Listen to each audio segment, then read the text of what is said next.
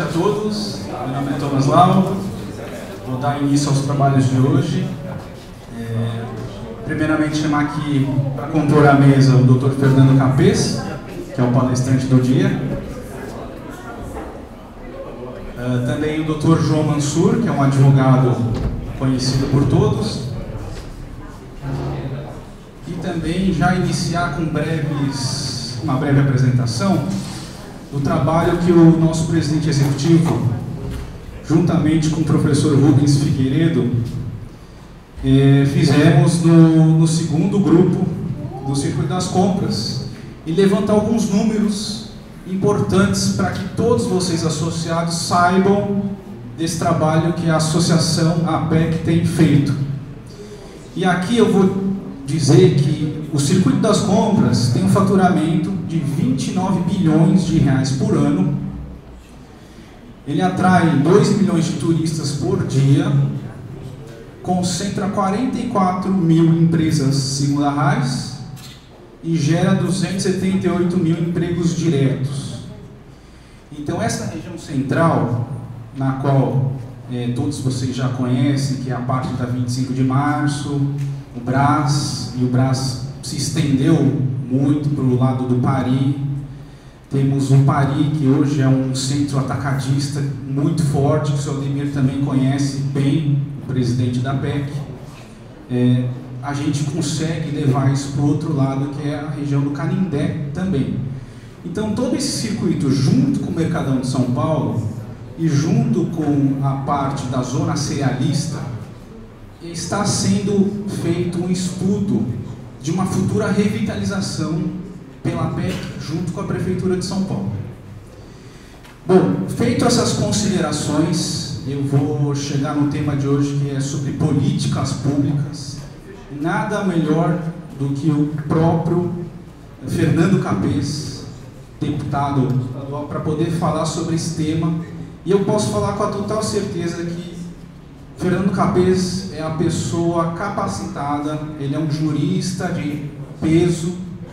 Na época que eu estudava na faculdade, o livro utilizado era na parte de direito penal do Fernando Capês.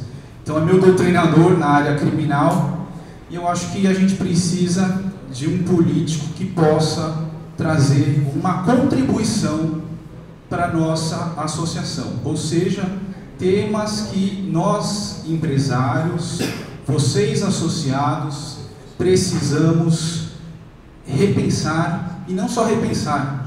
Eu acho que a gente está num processo de mudança da política brasileira, e é por isso que a gente precisa de renovação e bater em pontos estratégicos, como as questões de simplificação de tributos, desburocratização das empresas, de abertura de empresas, e a questão da segurança pública da nossa cidade de São Paulo, e em especial essa nossa região do Circuito das Compras. Então, entrando mais nessa parte do turismo, que foi o palco de um debate de 2 semanas atrás, é isso que a PEC tem se preocupado, de trazer pessoas de calibre para poder, da nossa parte, trazer especialistas, para que vocês, associados, tenham esse diálogo tete a tete com um grande especialista.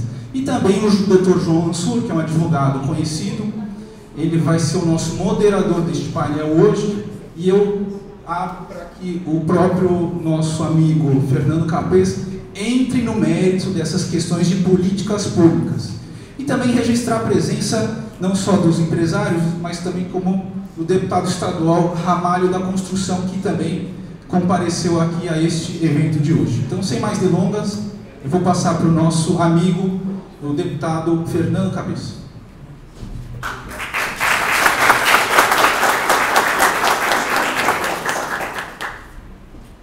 Boa noite. Um pouquinho sem voz, compreensível. 2, 3 palestras por dia. Nesse ritmo, esse período, a gente usa a voz com maior intensidade e frequência. Queria parabenizar e cumprimentar o Dr. Thomas Lau pela iniciativa. Cumprimentar o Dr. João Mansur, esse mediador, brilhante advogado, de uma família de juristas. O pai foi um excepcional desembargador, a mãe uma das melhores advogadas de São Paulo, uma irmã juíza, outra promotora, sem dúvida alguma, uma família que representa a altura, a qualidade do jurista paulista. Parabéns. Observa aqui também meu querido Dilermano, eminente representante oficial da Polícia Militar, exímio cerimonialista, dentre tantas outras virtudes. Nosso querido Anderson Pomini, um dos maiores advogados eleitorais do país. Cumprimentar a todos, o presidente executivo, Dr. Gustavo de Edviges, da Associação Paulista dos Empreendedores do Circuito de Compras. Cumprimentar o Dr. Edmilson Bordon, em seu nome, saudar toda a Ordem dos Advogados do Brasil. Doutora Miriam, com muita satisfação. Meu querido Luiz Gutierrez, enfim, saudar a todos. Eu tenho pouco mais de 30 anos de carreira no Ministério Público. Sou deputado estadual há 3 mandatos. Fui deputado estadual mais votado nas últimas eleições, superando a barreira de 300 mil votos, que não acontecia há 30 anos. Me tornei presidente da Assembleia, pus em prática aquilo que vou falar. E penso que, nessa sequência da minha caminhada, a competência constitucional para legislar no Congresso Nacional, ela vai diretamente ao encontro das necessidades que eu colocarei aqui. Antes de entrar propriamente na questão do circuito de compras, bem lembrou aqui o Thomas Lau, nós estamos falando de um setor que produz um faturamento de 29 bilhões de reais por ano. Aproximadamente 30 bilhões de reais por ano. São mais de 2 bilhões de reais por mês. 2 milhões de turistas por dia. Segundo dados oficiais, o total de turistas estrangeiros que vêm para o Brasil não chega a 6 milhões. Nós temos o turismo de compras da cidade de São Paulo, atrai 2 milhões. Isso nos coloca no mesmo patamar de cidades como Paris, Roma e Orlando, embora seja o turismo interno. 2 milhões de pessoas circulando por esta macro-região. São 450 mil pessoas jurídicas, empresas, e 280 mil empregos diretos. Qual o primeiro papel que nos incumbe? Zelar pela saúde financeira e econômica do nosso país. O Estado brasileiro atingiu proporções paquidérmicas. Não é possível que a União seja sócia de tantas empresas, tantas estatais, sociedades de economia mista, empresas públicas, autarquias federais, agências reguladoras, que perderam, muitas delas, o sentido de existir. Isto significa desperdício de dinheiro público, jogar dinheiro público no ralo. Onde existe dinheiro público, existe o risco da corrupção. Eu trabalhei 20 anos na mais eficiente promotoria de defesa do patrimônio público do país. Essa promotoria já trouxe mais de 20 bilhões de reais em condenações judiciais para os cofres do Estado, município, verbas que se encontram em fase de execução. Onde existe o dinheiro público, existe o risco do ato de improbidade, do desvio, da corrupção. Além do custo da corrupção, existe o custo da má gestão. O poder público normalmente é incompetente para gerir negócios públicos.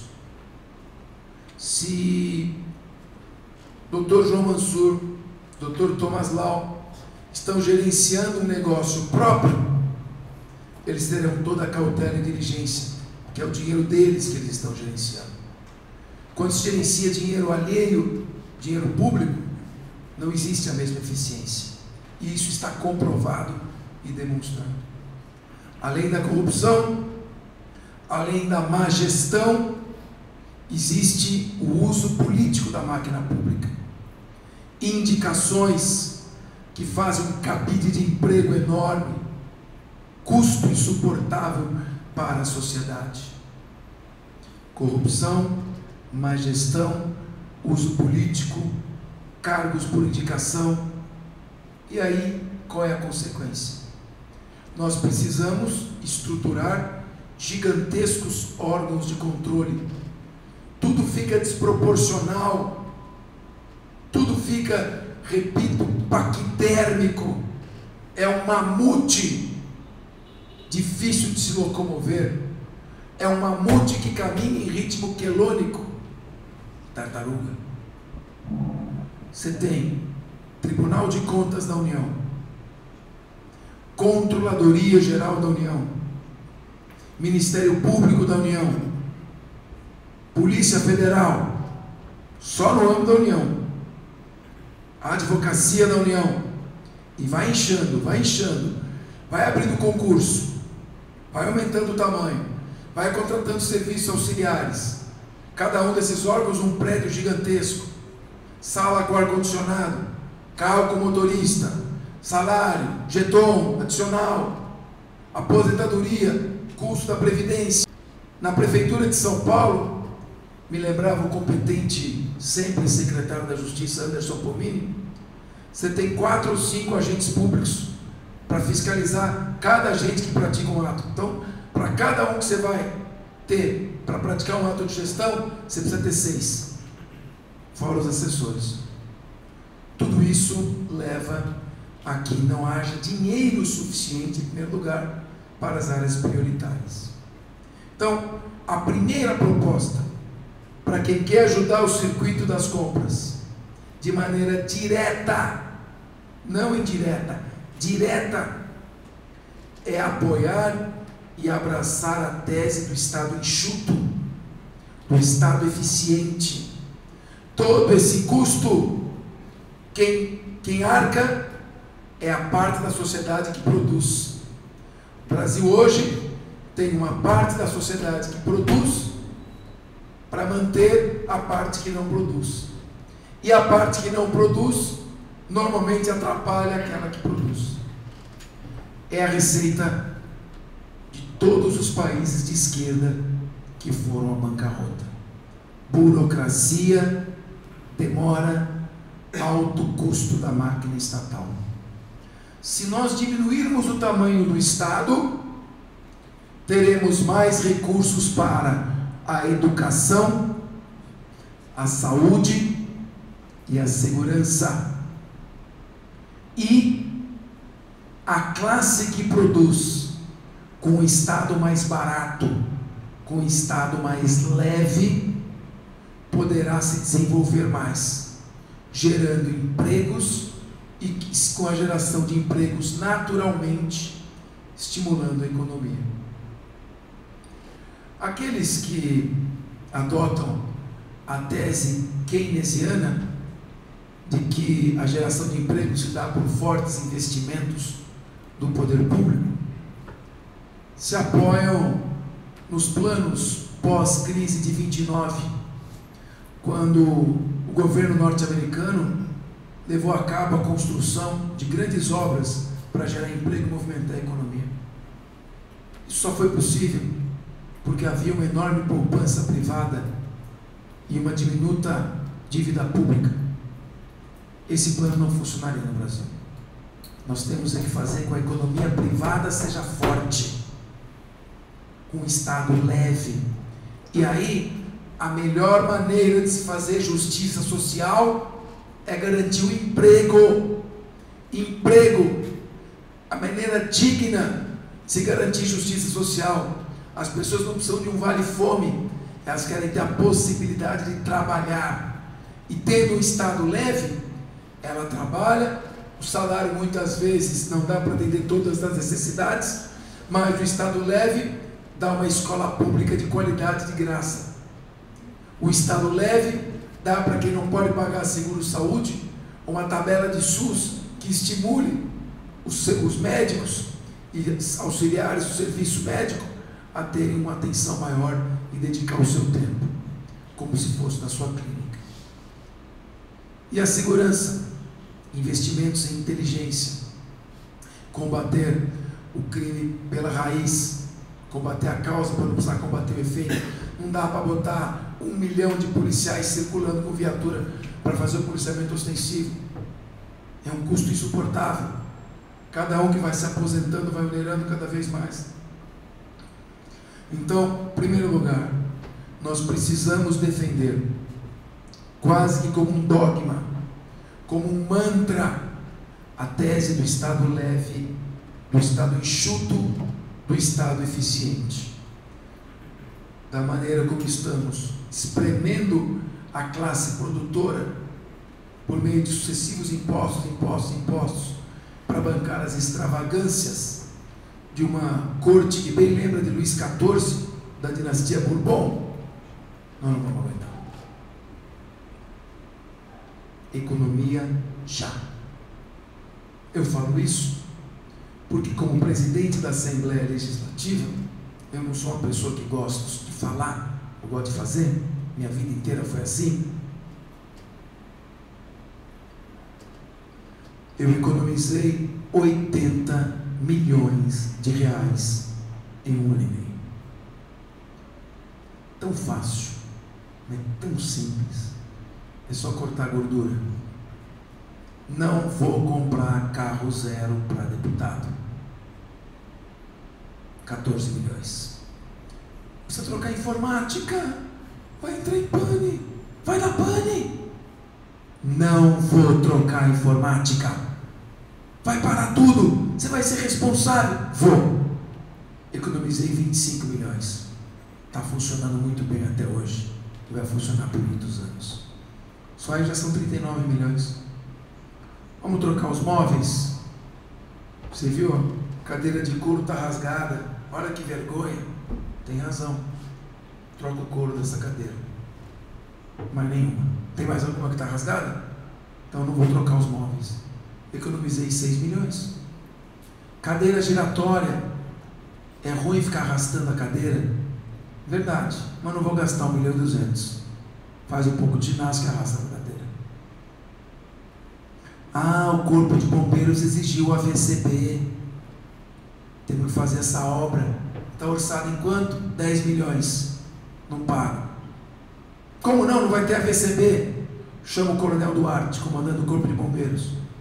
E dá uma outra solução. Olha, doutor, põe um sprinkler que dá certo. Gastei 500 mil e economizei 9 milhões e meio. E aí tinha o contrato, tinha 58 milhões de contrato. Isso é já licitado, só pagar. 58, será que não está caro isso não? Dá um aperto. Caiu para 34 milhões. Com isso eu deixei 50 milhões em caixa, num período em que todo mundo bateu na porta do governador e pediu suplementação orçamentária para pagar salário alto, indenização de férias, essas coisas. A Assembleia devolveu 30 milhões e não pediu nada. É tão fácil. É só respeitar o dinheiro público. Eu tenho obsessão por eficiência, por boa administração. Tanto que, no momento, mesmo no momento em que uma quadrilha incrustada no poder público tentou me destruir para que eu não fosse candidato a governador, eu continuei mantendo a rotina de austeridade. Não perdi o controle como achava que eu ia perder. Ah, está com a cabeça nas nuvens, vamos aproveitar. Continuei em cima, gerenciando a Assembleia, aprovando 65 projetos só do governador. Um deles, no meio da crise, Plano Estadual de Educação, com a POSP inteira na Assembleia, aplaudindo em pé. quando o projeto foi votado e aprovado, porque negociei com eles e fiz as mudanças que eles sugeriram. Afinal de contas, os professores são eles, não sou eu. Então, em primeiro lugar, ou aqueles que estão encarregados da gestão pública dão exemplo de austeridade, ou nós vamos ficar aqui perdendo tempo. Falar de projeto, daqui, bonito, fazer aqui, botar um ônibus circulando para lá e para cá. Bonito. A primeira coisa, austeridade. Corte de gastos. Mudança da estrutura do poder público. E isso se faz com alteração constitucional. Segundo, estamos falando ainda de negócios, de comércio, de venda e compra. Além do Estado enxuto, segurança jurídica.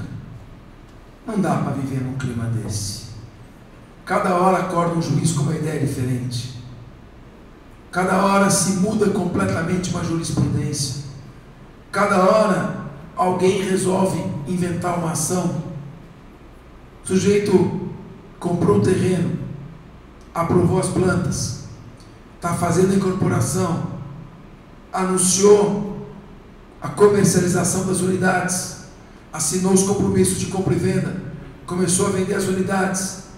De repente algum filósofo descobre um vício na tramitação do projeto na Câmara Municipal, entra com a ação, pega uma liminar que é dada de qualquer jeito e para tudo. Nós estamos vendo agora os serviços de terceirização de saúde através de OS do município. Entrou uma ação do Ministério Público do Trabalho pedindo para mandar embora 40 mil pessoas, porque não dá para ser contratadas pelo OS, tem que ser contratadas pelos cofres públicos municipais. Então, é preciso rever a questão da segurança jurídica. A partir desses dois parâmetros, Estado enxuto, segurança jurídica, nós começamos a olhar o florescimento seguro, paulatino, de um dos ramos mais puxantes da economia, que é o comércio. A partir desse instante, nós começamos a pensar em como você, num faturamento de 29 bilhões de reais por ano, dobrar esse faturamento. Se é 29, pode ser muito bem 58. Se tem 2 milhões de pessoas circulando aqui, podem ter 4 milhões de pessoas. O primeiro ponto a se fazer, o que não existe até hoje, é a delimitação do que se entende por circuito expandido de compras. Qual é essa área? Começa ali na Avenida do Estado, vem subindo pela Rua São Caetano, entra no Bom Retiro, vai para o centro, chega até o Brás, passa pela zona cerealista. É essa área? Então precisa começar a ser discutido um plano arquitetônico, urbanístico, para que seja definida por lei, aprovada pela Câmara Municipal, a área de livre comércio. Comércio, inclusive de cereais, de tudo, eletrônicos, tudo. Rua 25 de Março, restaurantes. Você imagina o seguinte: se 2 milhões de pessoas vêm comprar, tem muita gente que precisa trabalhar para vender para essas pessoas. E as pessoas vão comer em algum lugar. Quem vai fazer a comida vai comprar comida em algum local. Tudo que é necessário para fazer, as máquinas necessárias para produzir. E o brasileiro é muito criativo. Eu lembro que eu frequentava um restaurante no bairro da Vila Olímpia, chamado Na Kombi. Excelente restaurante. E um dia eu estou na 25 de março, na Rua Abdo Chaim, tinha uma Kombi sem porta. Venha comer na Kombi. Sentavam as pessoas ali um do lado do outro, 5. Já comia 12 pessoas, já saía, entrava as outras. Então, o primeiro criativo é só dar condições para que essa criatividade floresça. Então, vamos dividir essa área. Dividimos essa área vamos criar um sistema de interligação entre as ruas e os comércios. Vamos tentar identificar estas áreas, seja por uma cor. Aqui nessa região é especializada em eletrônicos, essa região, mercado central, alimentação, aqui comércio de roupas e assim por diante. Tem uma galeria do rock. Cria-se um turismo organizado nesta área. Aí nós podemos ter um meio facilitado de circulação, que eu entendo que poderia ser até financiado pela própria associação, numa parceria público-privada com o município.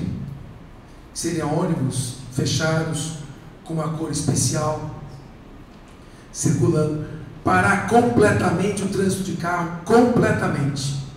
Só circulam micro-ônibus pintados com uma determinada cor. Você vai tomar o ônibus azul, você vai lá para onde vende eletrônicos. Toma o ônibus amarelo, vai para a zona cerealista. E assim por diante. Você vai começando a organizar. Ligado a isso, por uma equação óbvia, que eu diria que é um óbvio ululante, cria-se um programa de incentivo fiscal abrupto, radical.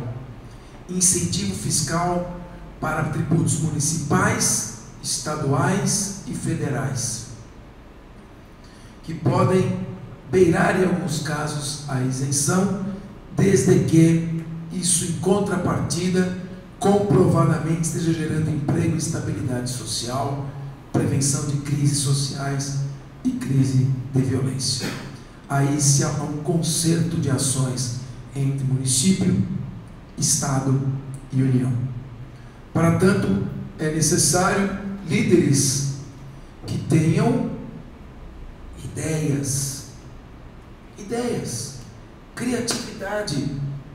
O que nós temos hoje é gente que empurra com a barriga. Agora temos um prefeito jovem, dinâmico, Bruno Covas, que traz novas ideias. João Dória introduziu novas ideias. Precisamos de criatividade. No Sul, nós estávamos um pleito dos oficiais de justiça. 400 oficiais de justiça, toda terça, quarta-feira, na Assembleia lotando. Nós queremos aumento, precisamos ter um reajuste, já foi prometido, e o Estado não tinha dinheiro para pagar o reajuste. E brigue, não vai, sim, não. Entre o sim e o não, tem que buscar um meio termo. São Tomás de Aquino ensinava em médios virtu. A virtude está no meio. O que nós fizemos? Introduzimos o Instituto da Vacatio Legis. Vocês vão ter, mas não agora. Nós vamos aprovar a lei já, mas vai entrar em vigor daqui 4 anos. Você é louco! Os oficiais chegaram e falaram: topamos, capês. Aprovamos, vai entrar agora esse ano, entra em vigor, e fomos aplaudidos. Saiu ovacionado da Assembleia. Então, criatividade, empreender, e aí uma qualidade que é fundamental: coragem. Winston Churchill dizia: a coragem é a mais importante de todas as virtudes, porque todas as demais dela dependem. Se não tiver coragem, não adianta. Se eu não tivesse coragem, eu não estaria aqui. Porque fizeram cada oferta suja para mim, para que eu me afastasse da política.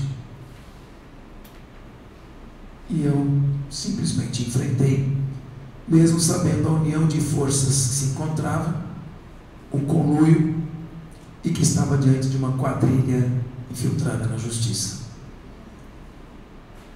Mas consegui, com fé, Deus no comando, cabeça fria, racionalidade, estratégia, enfrentamos forças inimagináveis. E cá estou aqui, para dar prosseguimento na minha missão. O mais cômodo para mim é continuar procurador de justiça. O meu gabinete fica a 3 quadras da minha casa. Eu moro na Tomás Carvalhal, gabinete do Ministério Público na Rafael de Barros. Pertinho, faço minha peninha de processo, vou dar minhas aulas. Eu gosto de desafio. Eu gosto de estar aqui. Eu gosto de trocar ideias. Eu gosto de falar de projetos, como por exemplo, o circuito de compras. Muito obrigado pela atenção.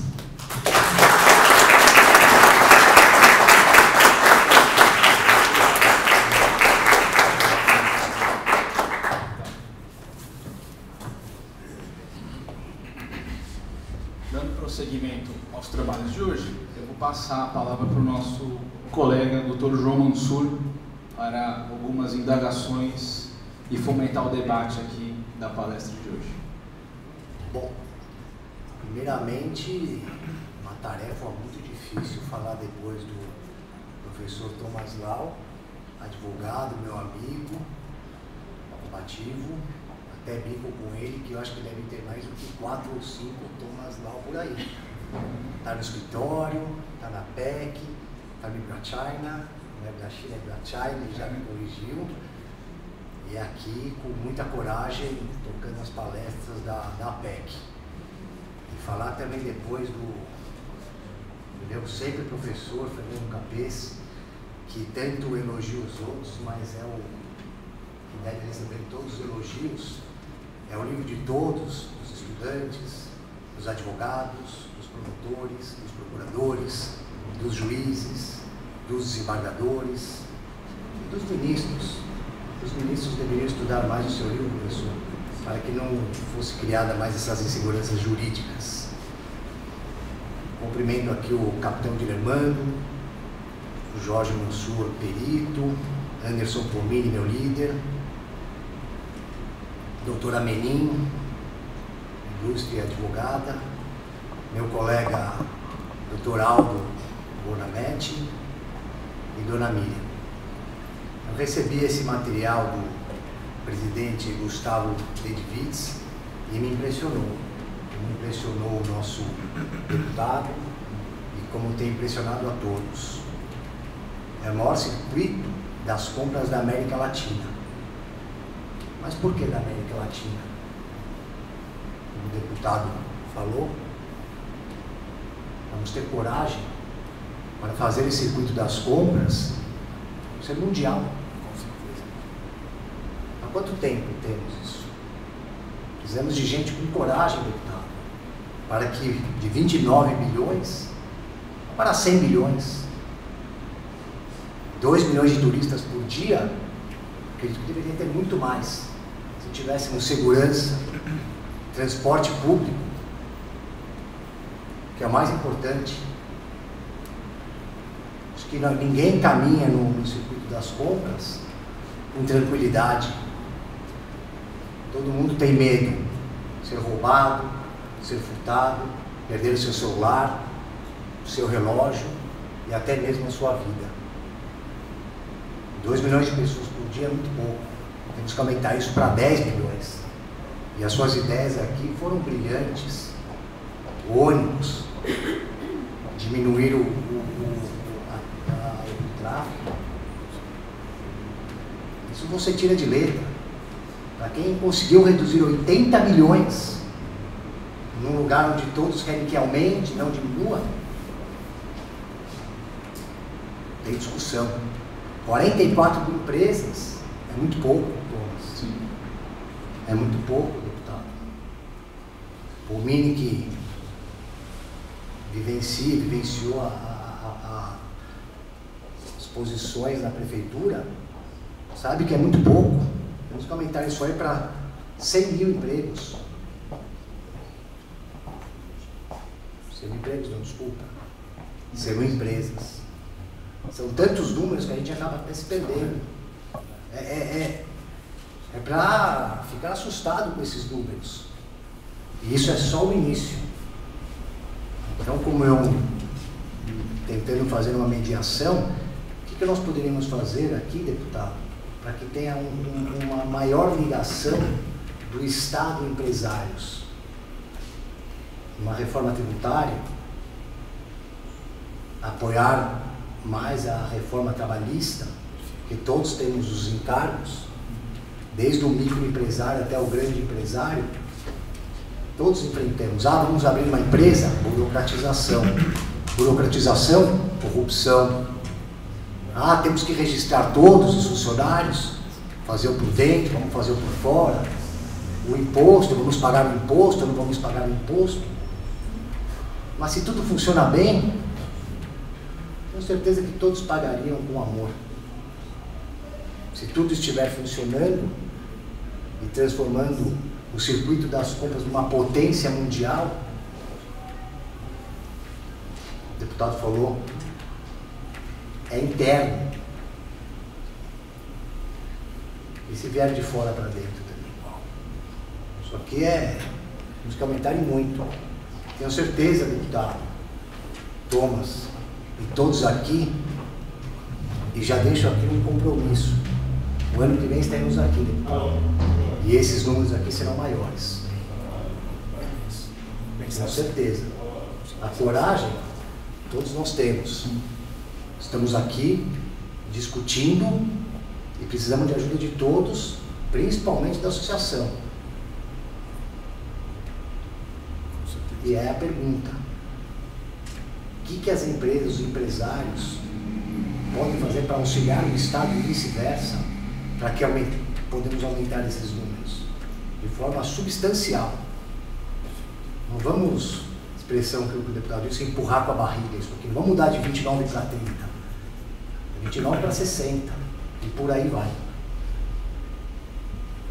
Como eu disse, é muito difícil falar depois do Thomas e do professor Capeza, é óbvio, todos escutaram, mas fica aqui as minhas humildes observações.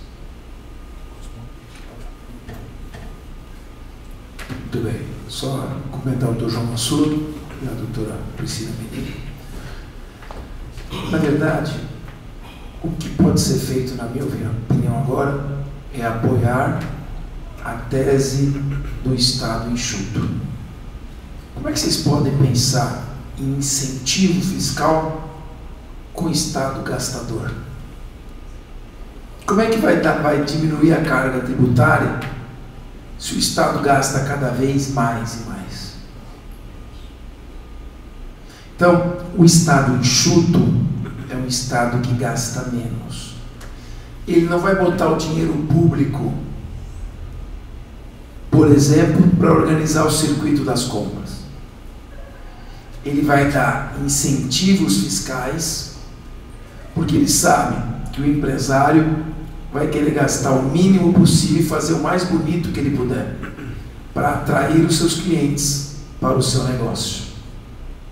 Então, no momento que você cria um Estado que tem folga, porque ele é menor, ele pode estabelecer a única maneira do nosso país sair da crise: parcerias.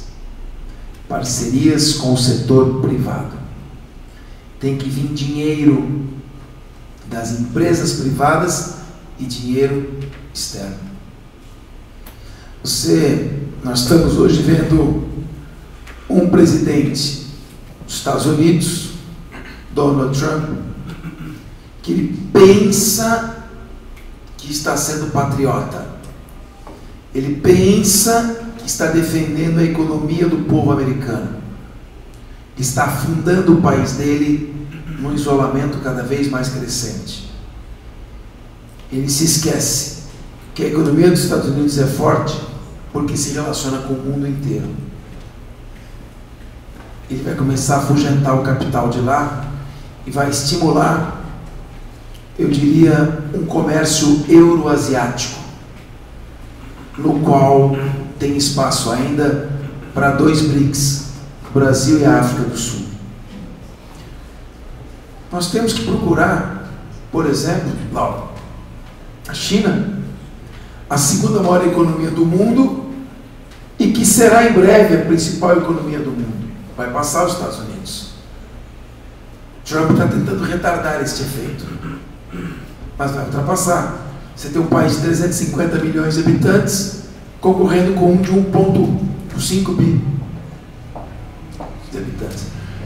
Tenho certeza que a China faria investimentos maciços para remodelar completamente o circuito de compras, desde que houvesse segurança jurídica para os investimentos, que nós parássemos com esse ambiente esquizofrênico que tomou conta do Brasil, em que algumas autoridades buscam a promoção como um fim em si mesmo, e não a promoção como resultado de um trabalho bem feito. A segurança jurídica e a facilitação das parcerias público-privadas, não com a lei de 2004, travada, burocrática, tímida, mas uma reforma na lei de parcerias público-privadas que possibilite a entrada do capital externo. O Brasil hoje é um dos mercados mais cobiçados do mundo. Nós temos que nos aproveitar disso. Então, o que eu faria? Procuraria imediatamente uma parceria, aproveitando inclusive essa crise de relacionamento nas negociações bilaterais China e Estados Unidos, procuraria a abertura de um campo profícuo de investimento em várias áreas, do agronegócio, a prospecção de petróleo e minérios, venda de commodities, parcerias tecnológicas, convênios de caráter educacional, científico, as universidades. Todos sabem que na China, sudeste da Ásia, Coreia e Japão ganham todas as Olimpíadas de Matemática, e no Brasil 93% dos estudantes terminam o ensino médio sem dominar a matemática. Então, buscaria essas parcerias, partindo sempre do Estado enxuto, da segurança jurídica e da facilitação de parcerias. Este é o caminho. Portanto, o caminho não está apenas na discussão no âmbito municipal.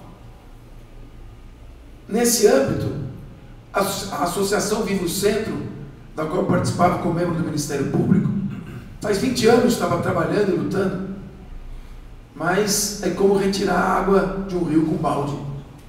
Tem que vir um programa que venha da União para os municípios. Só fazendo um parênteses, deputado, uma das coisas que tivemos um debate sexta-feira passada, junto com o professor Dumas, que é um especialista na economia chinesa, era que ele morou na China por 4 anos, e é do Banco Itaú, na China. Ele falou que o empresário brasileiro, quando vai para a China, ele é órfão. Por que a carne brasileira não chega na China? Por que o café brasileiro não vai para a China? E aí isso é porque não temos uma representatividade do nosso governo brasileiro para que tenha essa aproximação do governo chinês com o governo brasileiro e vice-versa. E aí qual que é a carne que vai para a China? É a carne da Austrália. Por que é da Austrália? Porque eles têm um tratado por escrito de parceria com a China. Então aí que fica a pergunta, cadê a força política brasileira para a gente movimentar esse agronegócio? Porque para os chineses, eles querem parcerias por escrito também. Aí o nosso secretário da Agricultura, Blairo Maggi, fala, pô, o presidente Xi Jinping adora a carne brasileira, mas até agora não comprou a carne brasileira. Fica aí a dúvida. Qual que é o passo que a gente tem que fazer? Pegar na mão dos dois países e juntar, fazer um tratado? Eu acho que está precisando uma iniciativa do poder público, nosso brasileiro, para a gente atrair esses investimentos aqui no Brasil. Excelente a colocação. Você sabe que na Câmara dos Deputados tem a Comissão de Relações Exteriores. Eu pretendo integrar a Comissão de Justiça, não tenho como participar dessa. E, se não for titular, pelo menos suplente da Comissão de Relações Exteriores. Eu gosto disso. Quando eu fui presidente da Assembleia Legislativa, eu recebi senadores de todos os países do mundo, embaixadores, ministros do Supremo Tribunal Federal. Eu dei à Assembleia uma dimensão maior, sabe? Parar com a visão tacanha, pequena, bizantina, que temos na política brasileira. E o que é pior, com viés ideológico. Não há nada que me irrite mais do que misturar ideologia com economia. É irritante. As soluções têm que ser técnicas. Eu não estou querendo Estado enxuto porque eu tenho uma concepção antimarxista. Eu tenho, mas não é por causa disso. É porque senão vai quebrar o país. E nós precisamos sim estreitar esses laços.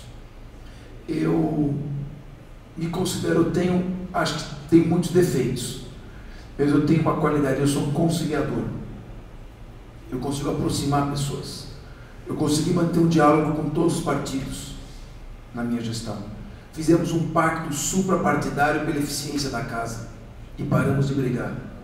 Eu quero levar esse pacto para lá. Nós precisamos mudar urgente a lei de parcerias público-privadas e precisamos estabelecer esta relação. Precisamos modernizar os portos, criar logo parcerias público-privadas, construir portos particulares privados, ferrovias privadas, porque a China pode construir uma linha ferroviária que saia do Mato Grosso do Sul, vá diretamente, por exemplo, ao Porto de Santos, ali ao lado, ele pode fazer o Porto de São Sebastião, onde tiver, ou portos flutuantes, e de lá estabelecer linhas desburocratizadas de exportação. O Estado, em vez de arrecadar dinheiro que ele não sabe gastar, ele arrecada dinheiro e joga no lixo, faz churrasco com dinheiro público. Ele tem que pegar e falar, olha, faz o seguinte, eu vou te dar um incentivo fiscal, não precisa me pagar imposto. Em vez de me pagar imposto, você vai me entregar as seguintes obras, prontinhas. Sai muito mais barato, com muito mais eficiência. Então nós precisamos ter criatividade. Criatividade. E quem tem criatividade hoje se destaca. E eu disputo a eleição de deputado federal quando eu sinto que era o meu momento de estar disputando de governador. Mas chegará esse momento. E obrigado a todos.